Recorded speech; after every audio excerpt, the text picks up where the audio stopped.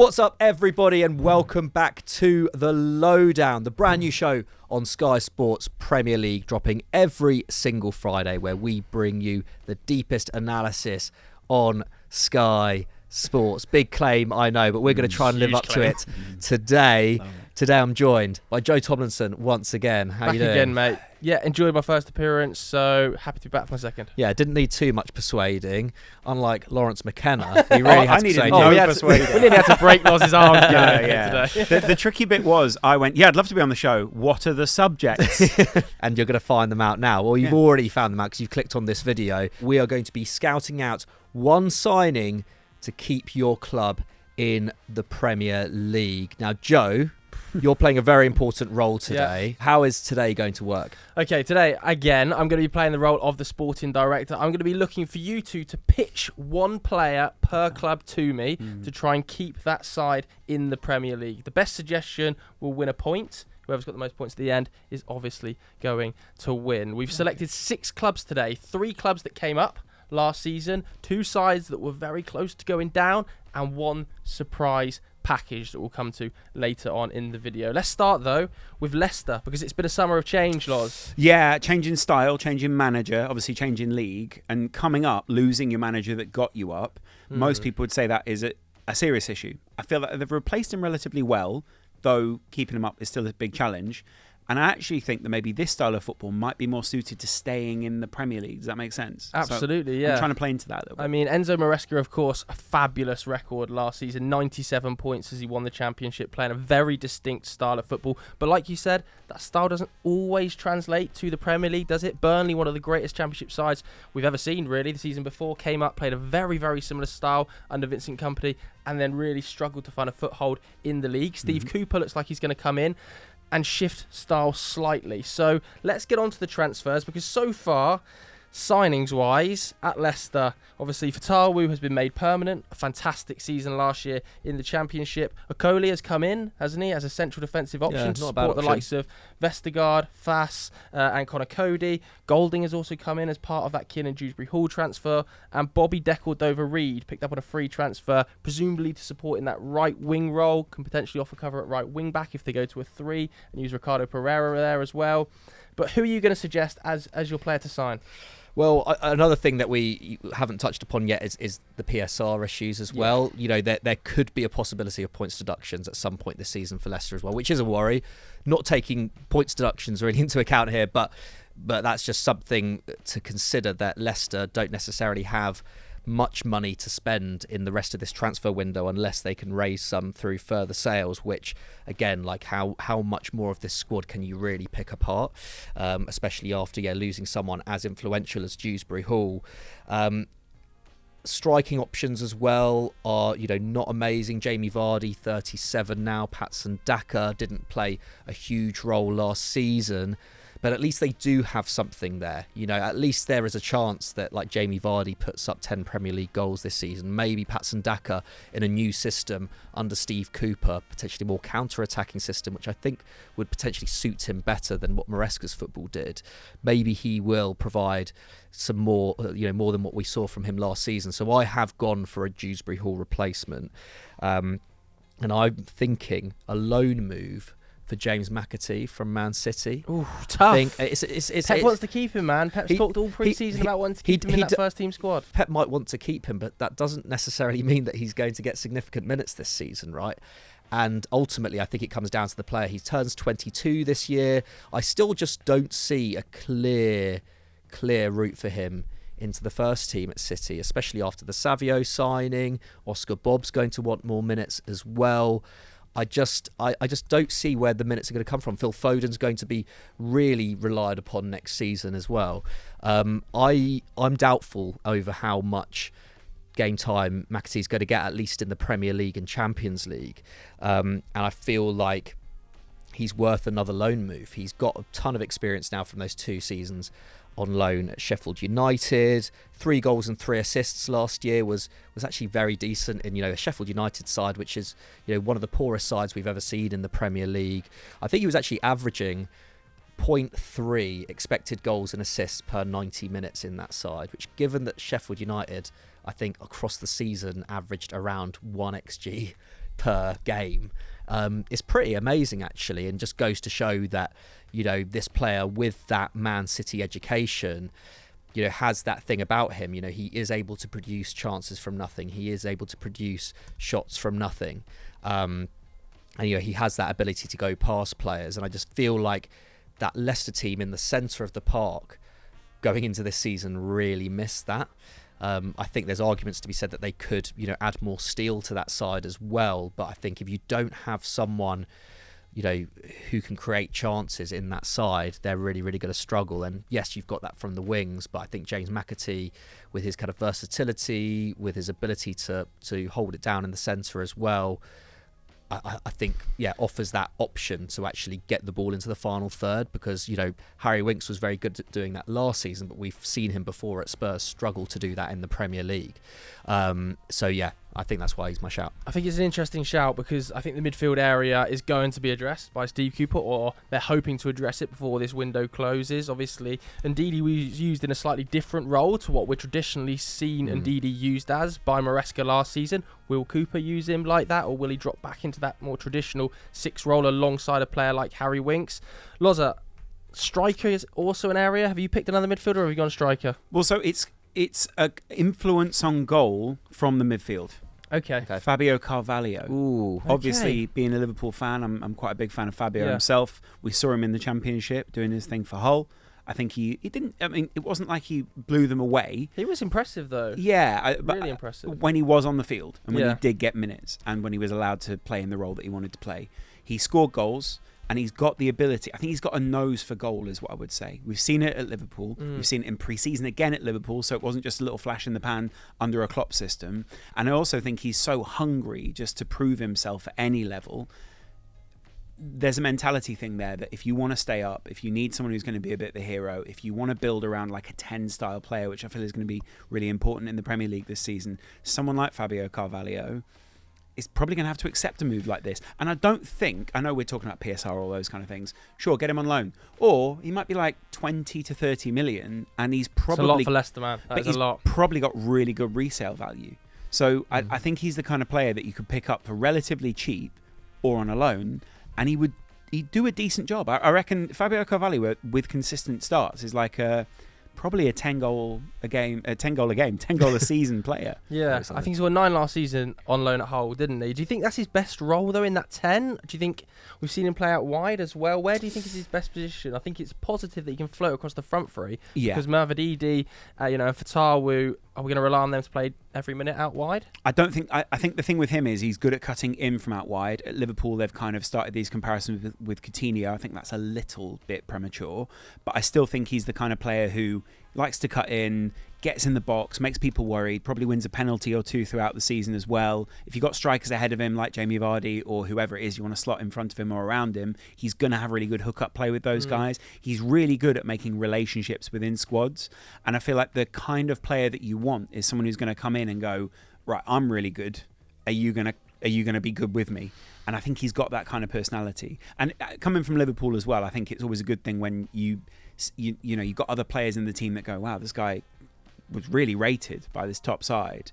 We should probably rate him equally. Yeah, I think this is an interesting one, isn't it? Because they are two slightly different roles despite wanting to play in that 10 position. A little bit surprised nobody has suggested a striker here, given Patson Daka hasn't scored a competitive goal since February. Have some respect for Jamie Vardy, mate. I know, but he's 37. How much can you really rely upon Jamie Vardy? I think he will produce to a level, but his body at some stage has to be taken into consideration. I think he's played an awful lot of minutes for Leicester over the last few seasons. I also still think the fullback depth potentially needs addressing. Ricardo Pereira and James Justin Christensen. There's loads of work. I do think I prefer the James McAtee shout here. I'm going to go for the point to Mikey McCubbin. I just think James your relegation fight to fight, mate. Yeah, I just think it's slightly more realistic because I think McAtee potentially one more season on loan, whereas Fabio Carvalho, we've seen £15 million bids rejected, and I'm just not sure Leicester have 25-30 million pounds to spend on Fabio Carvalho. I just think he might end up going out on loan in the end because I don't think anyone's going to pay the full amount that Liverpool want. That will be interesting. I mean, there's also interest in Ben Doak at Liverpool. Absolutely, yeah. I mean, Ben Doak would be a good fit. Yeah, Ben Doak would be a great fit. I'm not quite sure that he's ready for this Liverpool team to challenge enough with Mo Salah, and I actually think with the other talented potential right wing or kind of right wing-esque players in Harvey Elliott, Szoboszlai, those kind of guys, he's probably not going to get the minutes he wants. So I think going out on loan and using his pace, showing that he's got some counter-attacking ability in the Premier League, I mean, it will work really well for someone like Leicester. And I think the main issue for him is the finishing side of things. He can do all the build-up on all that kind of stuff. I'd love to see Ben Doak at somewhere like Leicester.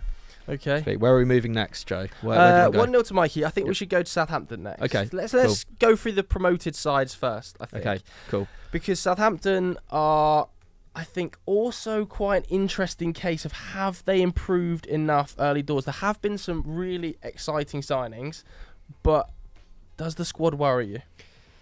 It does a little bit in that the outgoings, they've lost 4 of their 8 top scorers from last season, including, of course, Che Adams, who's gone to Torino. Having said that, Che Adams, I don't think necessarily lived up to his potential at any point in the Premier League, especially his championship form has always been brilliant, and that's going to be another big ask of Adam Armstrong. Is he going to be able to make that step up after another amazing season in the championship? Will he be able to make the step up this time?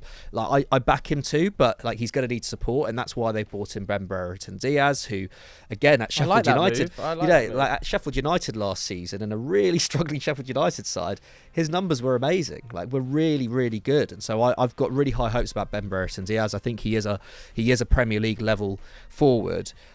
So I've taken my attention away from the forward line because I think that was a worry before, but I think the Diaz signing changes that. I've gone for goalkeeper because of this Bazunu injury. I think it's a big it's a big job back there. Who though, mate? Who? Well, this has to be a good pick if you want to make it stick. Come on. Yeah, nice rhyming as well there. I've gone for, it's quite a punchy one, Brice Samba at Lens. Wow, it's so punchy. It's really punchy, but I just think this guy has a bit of unfinished business in the Premier League. I mean, he didn't even get started in the Premier League. He chose not to. He left Nottingham Forest because he felt he had unfinished business in France, went to Lens, and has been amazing there. So you think he's finished his business there? I just think there's a price for him. I think, he is Lens captain, they rely on him so much, but at the same time, I think there's a price on anyone in France, given the financial situation we see there with the TV deal. Lens, are not made of money. If you came in with a 15-20 million euro offer, they only paid 5 million for him from Forest back in, 2022. I think it's possible. I think it's worth a shot, given that his post-shot XG stats last year in terms of the quality of shots that he was saving, the amount of expected goals that he was preventing was right up there with anyone in Europe. His kicking out from the back, he actually would suit a Russell Martin side because he's used to a possession system. His distribution from deep is really, really good. He's almost the full package in that sense, and I think he'd be an absolute coup for a club like Southampton. I think having left Nottingham Forest for the reasons that he did, I just feel like at 30 years old, when you're a goalkeeper, I just think, I'm definitely at this level in my career. Why not give it a shot in the Premier League? Because he must have been asking himself that question at some point. That was a big decision to leave. I feel like he could be tempted. Yeah. Maybe I'm underestimating his loyalty to Lens, but I think it's worth a shout. Yeah, I definitely think that at the back is where I'd be looking for additions here. Southampton, very spotty in terms of goals conceded last year. I think they conceded the 15th most goals in the Championship. The XG numbers weren't an awful lot better. Obviously, they shifted between formations, and I think, to be fair to Russell Martin, that is one thing that will go in his favour when he comes up to the Premier League. At the start of the season, things looked very patchy, and he was very willing to adapt and change. I mean, even in the playoff final, you think of him going to that 5-back against Leeds.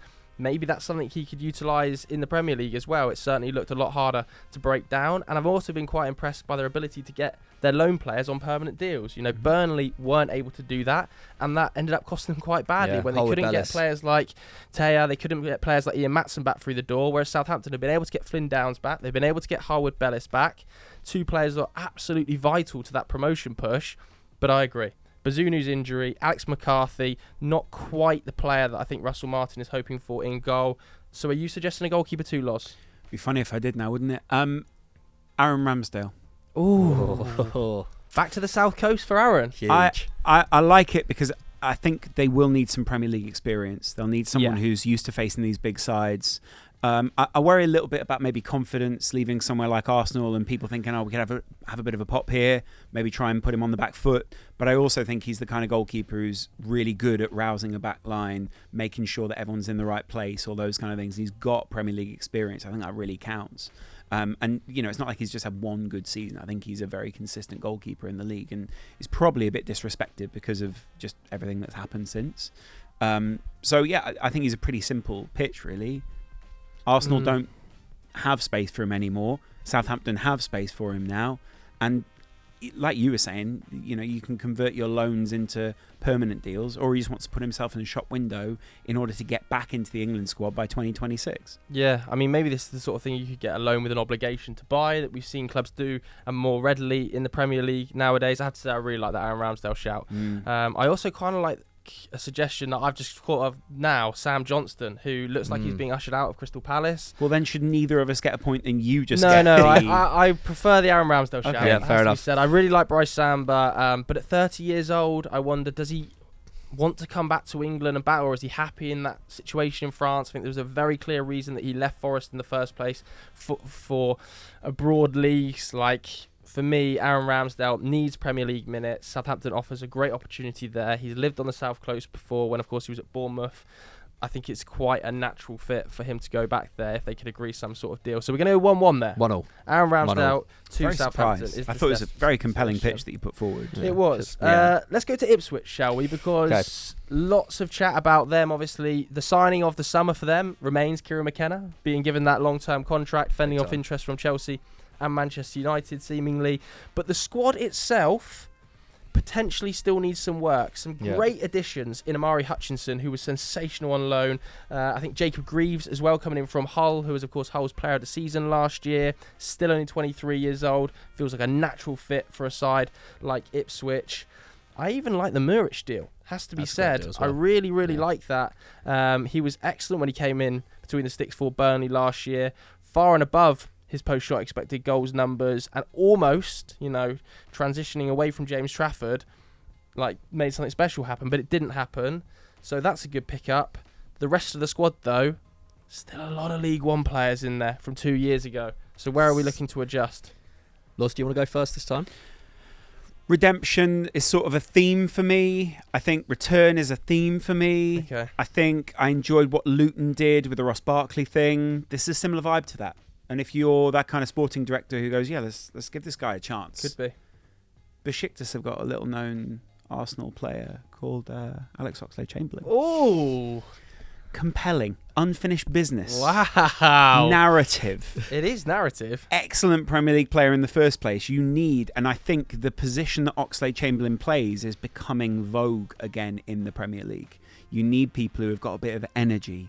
And he's certainly brought the energy in Turkey over the last season. I think he needed to go away from England just to sort of reinvigorate himself a little bit, have a league where he wasn't going to be as in the spotlight.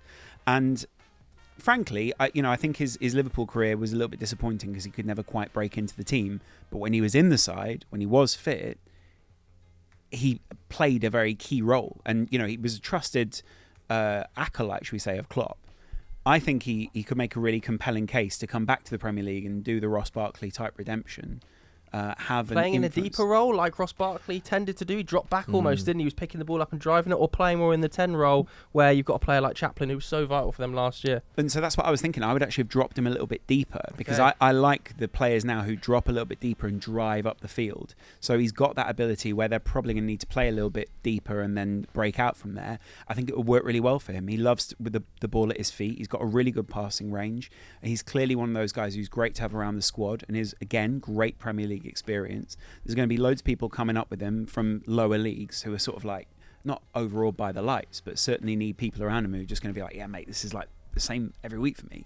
He's that personality. And I know for a fact that all the Liverpool players loved having him around. He was a loss at Arsenal in terms of personality and leadership. Yep. He's got all of those qualities. And you kind of need people like that who, when they step out on the field, another Premier League team's going to go, oh, we know that one. Yeah, this is an interesting one, isn't it? Are you going to adjust this midfield as well? Because obviously big minutes last season for Luongo and Morsey. You know, Connor Chaplin last year put up massive goal involvement numbers, but also is represented, as the other two have, Ipswich in League One. So it feels like a big jump. Yeah. But have they earned that opportunity to start definitely in midfield for Ipswich? Yeah, I think they have. I 100% think they have. Like, I think they, I think it's again testament to Kieran McKenna. Like, how many games has he won over the last 2 years? It's quite frightening.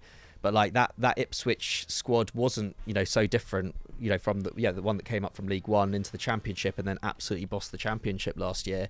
I think there was this real confidence that ran through that squad. I don't think they had, when they came up to the Championship, they were confident of then making it to the Premier League. I don't think they had many doubts about what they were capable of in the Championship, and I think that's obviously down to McKenna, but I think it's down to the fact that like players like Chaplin, players like Leif Davis were much, much better than League One level in the first place.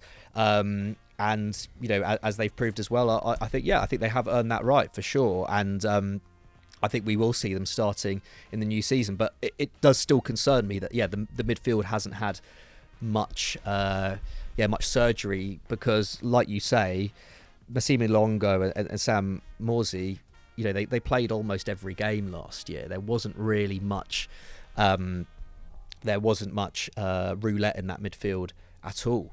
To survive a full Premier League season, you need at least one more midfield recruit in there, I think. Someone who does have Premier League experience, someone who has played in relegation dogfights and done very well in those, and also someone setting himself up for a suggestion and you feel it coming. And also someone who's also, like, if you do go back to the Championship, it has good experience of bouncing back as well. And that is the one and only Josh Brownhill from Burnley. Wow. Only 1 year left on his deal. He was the absolute heartbeat of that side, the company side that came up from the Championship, had of course worked under Sean Dyche for 2.5 seasons before that, and was one of their better players last year as well. Like a real leader on the pitch. He's got experience, but younger than Morsey and Luongo as well. He's just a very, very decent all-round midfielder who can also fill in a bit further forward if you needed him to. Like, he can fill in an attacking midfield position if you need to. I think he scored 4 last year, again in quite a poor Burnley side. And I think he brings leadership, he brings experience. Just all-round midfield ability. Not a huge tackler, but good tackling numbers. Not a huge passer, but does get the ball up the field, is positive when he's on the ball. I think that's what you're going to need with this Ipswich side. Just someone who can, in tough games and tough moments, like, be someone who people look to a little bit. And I think Josh Brownhill certainly was that guy for Burnley last year. And I think, having someone like that, a little bit, not too dissimilar from the Oxlade Chamberlain shout, like someone, he's not got the star status like Oxlade Chamberlain has earned from, the clubs that he's played for and the competitions that he's won, but someone someone who can be a bit of a shining light. It's an interesting one, isn't it? Because, like, you've both suggested very experienced sort of Premier League operators in that sort of Chamberlain, and a player who's had Premier League battles in the relegation zone, but they're actually linked with players that potentially are Championship stars. I think to immediately Sami Smojic, who has been heavily linked with the move to Ipswich. Of course, had the season of his life last year in the Championship, 27 goals from midfield in a team that finished 19th in the league. So I don't know whether Ipswich necessarily are targeting that experienced Premier League player, even on the wing. Jaden Philogene was linked originally, wasn't he? Feels like that one, obviously now he's gone to Villa, has moved on to Jack Clarke. And like Jack Clarke, although he went to Tottenham, hasn't really got that Premier League experience. So I don't know whether they're going for that. There is something to be said about recruiting out of the Championship there. It's just that I was personally struggling to find a central midfielder who really stood out to me from the Championship to go to Ipswich. I think there are so many great attackers in there, and Ipswich probably do need to recruit there still as well, because there's a lot of pressure on Liam Delap for goals next season coming in from Man City. And he's limited experience in the top flight, of course. Like, did decent at Hull last year, but wasn't blowing people away. That was kind of my rationale behind Brownhill. I quite like Brownhill, though. I do quite like Brownhill. I've got to agree, but who's going to look better in the box with Ed Sheeran. No, I'm going for Josh Brownhill here. I think his experience in Disgrace. those sort of dogfight situations could be pretty handy. Disrespectful. Let's go to our first Premier League side then, Yes. shall we? And this is the team that finished 17th last season, just scraped survival in the Premier League. But I actually think the squad is in quite a good position. Yeah. I'm quite positive about them. It's Nottingham Forest. Obviously, Nuno now on the touchline, but some absolutely fantastic footballers in the side, specifically in that forward line, playing off of a central striker like Chris Wood, who was putting up, 0.5 non-penalty expected goals per 90 last season, ended the campaign with 14 goals. But behind him, Hudson-Odoi, Elanga, Morgan Gibbs-White. That is one of the best sort of lower level attacking trios in the league. It's so fun to watch. So where is the surgery, in your opinion, needed at Forest? I was actually going to go in striker level. Were you? Yeah. A backup for those two? Because I have heard Forest fans talk about it, given that Taiwo Awoniyi was almost injured the entirety of last season, and Chris Wood's injury record itself can be a bit spotty. So I was going to go Feyenoord player. Are you? Santiago, I think it's Jimenez. Yeah. Heavily linked. Heavily linked. But also someone that I was looking at, obviously thinking, who could Liverpool steal along with Arne Slot? I like him as a player because I think his hookup play with all the other players and it would suit the Premier League. But he's also a great finisher. So for me, it just makes it's very simple sense here. Bring a striker in who can score goals, who's gonna go a level up when he goes to a better league under arguably one of they're like an underestimated side. I think you were saying how good they are going forward. If you've got people who can hook up, and there are three great hookup guys immediately behind him, it's going to be such a similar style and stuff he's already used to. I think it will work really well. Yeah, I mean, having a free striker options of Chris Wood, Awoniyi and Santiago Jimenez would be absolutely outrageous, given his goal scoring numbers in that Feyenoord side. 23 goals last year. And his age, man. He's still only, 23 years old. I fully expect him to go to probably a European level side in the next couple of years. So if Forest could steal a march on that move, it would be very, very impressive. Mike, are you going for a striker as well, or are you looking a bit further back? I'm actually not. It was a difficult one with Forest because they do have depth almost everywhere, and I think the Jimenez shout. I like it in that, he's almost just like a step up on Chris Wood in terms of his presence in the box as well. He's so good in the air. He would obviously elevate that Forest side. My only gripe would be, does Jimenez give up Champions League football next year for potential kind of relegation dogfight, or at best mid-table finish with Forest? I'm not so sure. We've seen Sangare. We've seen Sangare. Yeah, he was true. battling European football. Take that drop down. If the money's right, then maybe he takes it. But I just think also he was linked with he's been linked with Tottenham this summer as well. It's just quite a. I don't know whether I take it or whether I just bang in another 30 goals in the Netherlands this year, and then a bigger suitor comes in for me. Different men. But I've gone further back just because last year, obviously Oral Mangala I think was very influential in that side before going to Lyon. There's not really, Sangare grew into the season as well, but generally speaking, there wasn't a defensive midfielder or a deep-lying midfielder in that Forest squad who was starting every single game for the whole season. And I think Ryan Yates, right? Right, okay, yeah, with the exception, I guess. But there wasn't in terms of a partnership, they need to really, solidify that. So I've gone for a little bit of a hipster's choice here, but someone who has been talked about a bit recently. I've seen him, recommended as a potential Ugarte backup at Man United. I know there's loads of them right now, but I've seen him there, and it's partly because of his numbers. I'm not gonna lie, the numbers do pop massively. But Danish midfielder Morten Frendrup, this guy, playing for Genoa in Italy, went up with them 2 years ago, got them to 11th place last year, obviously with the help of his teammates and manager. But just absolutely amazing tackle and interception numbers, 5.3 per game, which I think was second, or I think his total number of tackles and interceptions last year was second only to João Palhinha in the top 5 leagues in Europe.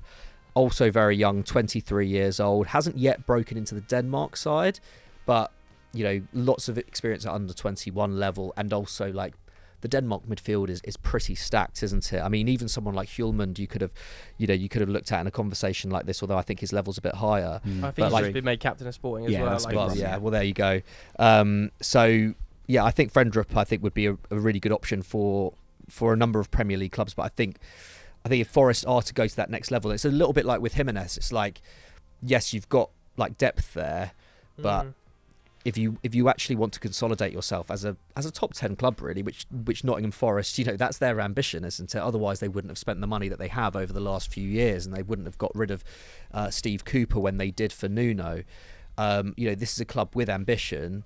Even though they have to be considered a relegation candidate this year, given their position last season, I think this guy I think he could fit the bill. And if he has the physical qualities to be able to make his mark early with those kind of numbers, then I think he's someone who will be trusted very early on by Nuno Espirito Santo. So that's why I've gone for him. It was the toughest one, though. This I don't think there's really a right answer. I totally agree. He might go a bit higher. The one thing I'm going to say that is making me slightly shift towards Loz here is that I think there has to be better output this year from Ibrahim Sangare. Like, he was signed for a big amount of money in pre-season. He's looked a little bit more on it, and I certainly think Nuno is going to deliver a lot more trust in him this coming season, because he really should be the star man in their midfield. For a long time, we were talking about him going to a Champions League elite level club, and it didn't happen for him. He ended up at Forest, and the first season was a little bit disappointing, it has to be said. So I think I'm just going to side with Santiago Jimenez. I think it would just be so exciting, and given Chris Wood's age as well, maybe we need to start looking for that successor if a one-year injury maybe for him as well. Is he going to be able to repeat that? Well, we say that, but he's been consistently across his Premier League career like a 10-goal-a-season striker. I think he's one of the few strikers in Premier League history to do it on 5 or so different occasions. Purple patch. Yeah, he's been pretty consistent, like in terms of his goal output, but a 1 year's injury record has also been pretty consistent. So I'd love to have seen a 1 year do more as well, because I actually think he was kind of built for it, and I think he's got that potential. Definitely. The injury record's just so But there was that period, wasn't there, where he was just scoring for fun. I also think Forest have maybe produced one of my favourite moves of the window so far, which is Milenkovic. £12 million. Really smart. Coming in alongside Murillo, who was, of course, Forest Player of the Year last year. I mean, that is just amazing business, given what he was able to do at Fiorentina. Yeah, they're going to be an absolute... they're going to be really difficult to hurt from set pieces next season. Aggressive centre-back pairing that. Let's go to the team who finished 16th then. Yep. One place above Forest last year, and it's Brentford, who so far this summer feel like they're having a bit of an awkward time, right? Igor Thiago, of course, has come in, was signed in January for this window for big money, I think £30 million. Knee injury happened before he joined. Another knee injury has happened now. Meniscus, looks like he's out for 5 or so months, which is a massive, massive blow to Thomas Frank, but not much other business loss. I think it's really tricky for them, because for a while they were shopping in a relatively it wasn't really a busy transfer area for them. They could pick up some of these really great bargains and pick up people that other people weren't looking for, and a lot more of the top sides have become a bit smarter and are starting to basically take some of those bigger signings away. Or those clubs that were once selling for 20 million are now going, we could hold out for, like, Frundrup was probably one of those level players.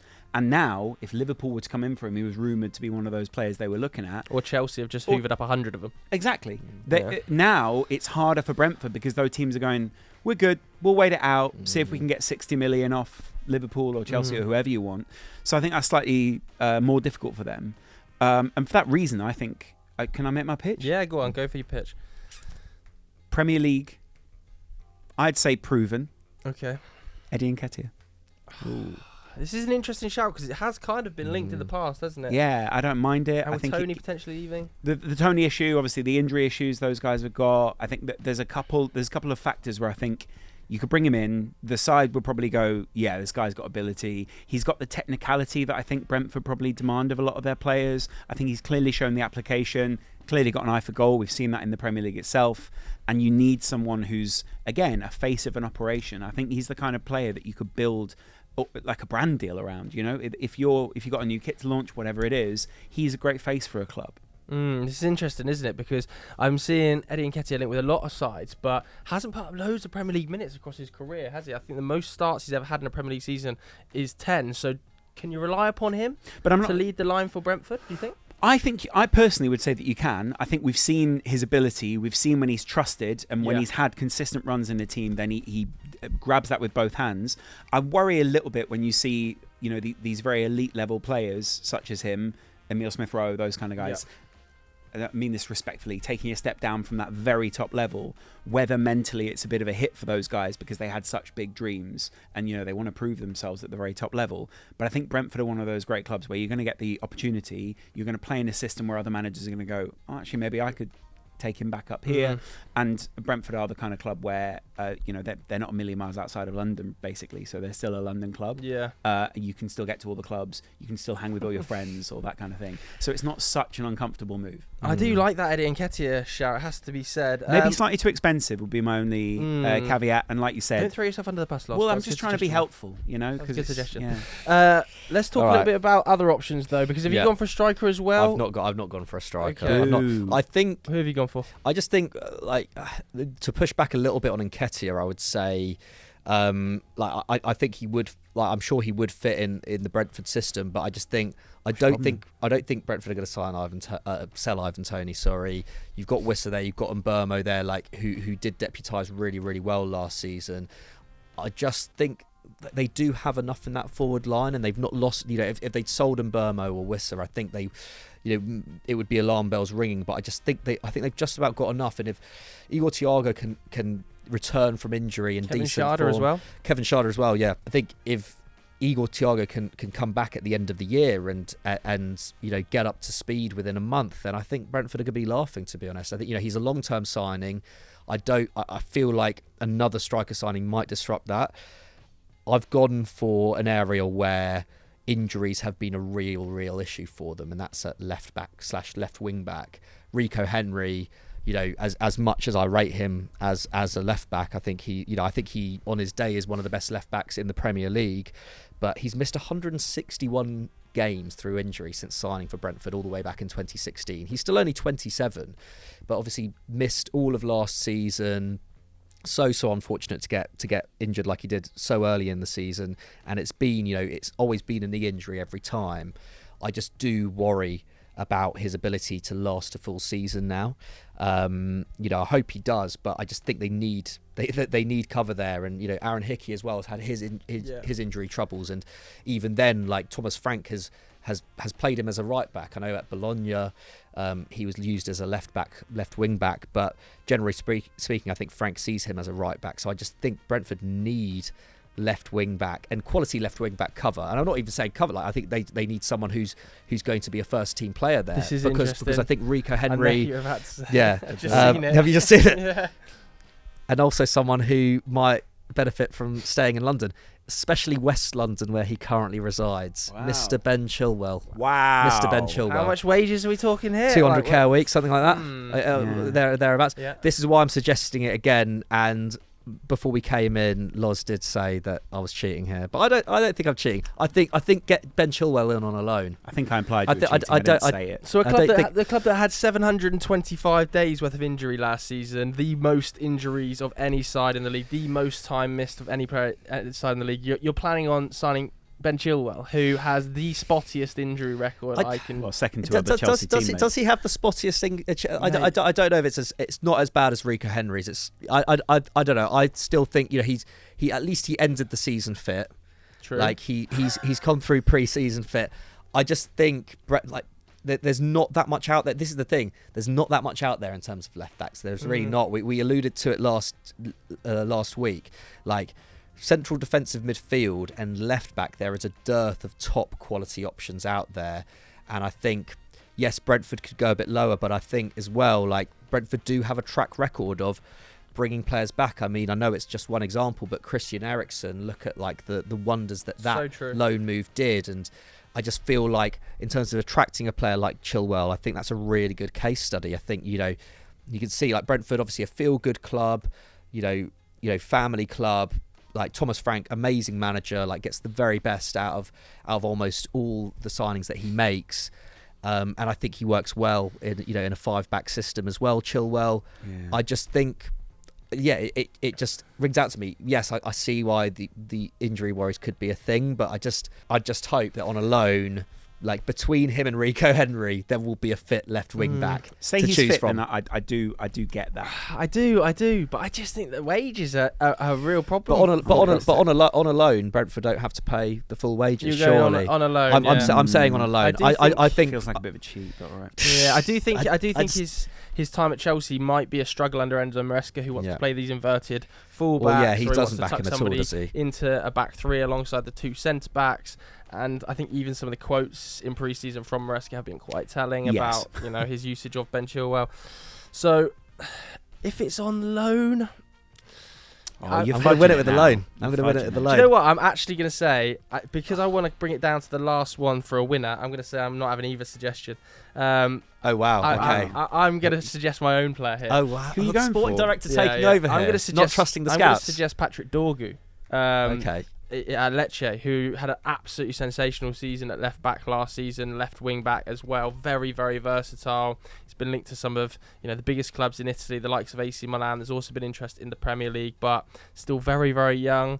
And I think he's ready for a step up to a Premier League club. He's an absolutely outstanding player on the ball. Off the ball is just so fast and feels like the sort of signing Brentford make, where they look at undervalued options at smaller sides that have amazing underlying numbers, and that is where Dorgu really pops. His underlying numbers are sensational. So I'm going to suggest my own one here, just to bring it down to the last. Just to bring it down to the last team. I respect it. 2-2-1. 2-2-1. Right. So it could potentially be a draw between all of us. I might draw this. Right. No, I won't draw this. This is going to be a winner. Wow. Okay. The last team we're going to throw in here is a little bit of a shocker, because weren't involved in a relegation battle last year, and the bookies don't necessarily have them there either, but have been talked about online as potentially struggling this season.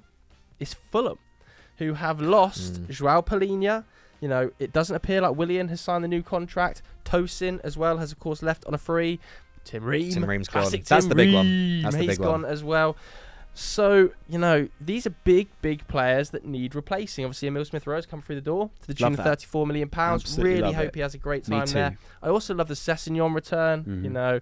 He was amazing at Fulham first time round, so fingers crossed they can get something done there. And of course, Cuenca has come in as the left-sided centre-back. I like that signing. So that is quite a fun move too. But it's crying out for a Joao Palhinha replacement here. Surely you both are going to pitch to me Joao Palhinha replacements. Big time. Loz. Oh, is it me to go first on this one? Yeah, I think so, mate. There's a little-known guy down there in South America, Fluminense player. It's been rumoured for quite a while. Yeah. A couple of big sides have flirted with him. I've watched a couple of games of his. He's certainly not Palhinha out and out, but I think he will offer something of the hookup play, all the things that they need, and his stats match. It's Andre, is it Trindade? Yeah, just known as Andre, I think. Yeah, but in this circle. Yeah, in our circles, we just say Andre. I think a lot of people are intrigued by him. Yeah. I think when you see Fluminense play in the first place, you sort of go, how does that translate to other teams? And I think Fulham are brave enough to take this leap. I think you as a sporting director would be brave enough. Wow, looking buttering me up here, Mikey. To say, I think this guy can come in and deputise. Obviously, Palhinha's gone now, but he would have come in and deputised last season. Now he would come in and step up. He can drop between the centre backs, take the ball, distribute, and you've got lots of great players downfield for him to distribute to. He's really good at breaking up play. I think he'd make some really great partnerships in that midfield. And I'm kind of excited to see what he would do in the Premier League. I know at one point Liverpool were looking at him, and I don't think that was going to work out because one thing or another. But I think Fulham is about the right level for him, and he'd probably see Fulham as, well, I could either do really well here, or someone else in Europe is going to look at him and go, we'll take him and bring him to this is another an level. interesting one, isn't it? Because lots of clubs interested in him. Loads. He's been long linked with Fulham as well, but the move never really appeared last season, probably because of the fact that Joao Palhinha ended up staying. He's quite a different player to Joao Palhinha. He wants to get on the ball a lot more, doesn't he? Joao Palhinha is a little bit more of an out-and-out destroyer. And we've seen links with Scott McTominay, who I don't really understand that link comparatively to Joao Palhinha. I think McTominay does his absolute best work in and around the box. As a box crasher, his goal numbers last year, so exceptional. He's in the top 1% of midfielders for his XG. He gets shots off from great areas. And then we're talking about him playing in a more reserved 6 or an 8 role, where I think, we saw him alongside Fred for Manchester United.